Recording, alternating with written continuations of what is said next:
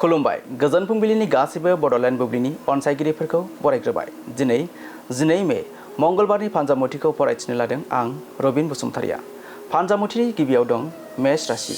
नोंथाङा देहायारि सावस्रिखौ गोहोगोरा मोन्दांथि मोनगोन।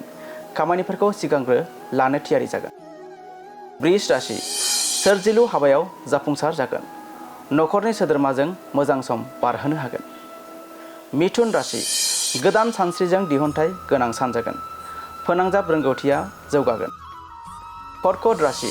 नोंथाङा गोसोआरि महरै गोख्रों मोनदांगोन। नोंथांनि गोसोआ गोख्रों जागोन। सिंह राशि। फोथायथि आरो सोरजिथाया बांगोन। साननि समाव मोजां गोहोखौ मोनदांनो हागोन। कन्या राशि। हाबा हुखायाव दिहुनथाइखौ लाखिनो हागोन। खामानिया आब्रुथि आरो नोजोर होगोन। तुला राशि।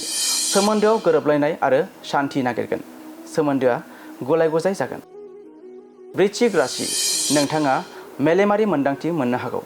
गोसोआरि गोहो मोनगोन। धनु राशि। साहस गोनां आरो मिजिं गोनां जागोन। माबा मोनसे गोदान सोलोंनो गोसो जागोन। मकर राशि।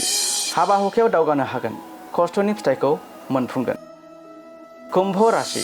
सोरजिलु सानस्रिजों गोदान खाबु फैनो हागौ। रांखान्थियारि थासारिया जौगागोन। आरो मीन राशि। गावखौ साननानै नायनायनि फारसे गोसो थागोन। नखरनि हेफाजाब मोनगोन। दिनै सानसेनि राशि फरायथिनाया बे एसेनोसै। आसा खालामो नोंथांनि दिनैनि साना मोजाङै मोजां थांगोन। बेखौ बड'लेण्ड बुब्लि नखरनिफ्राय मिजिंथिबाय। गोजोन्थों।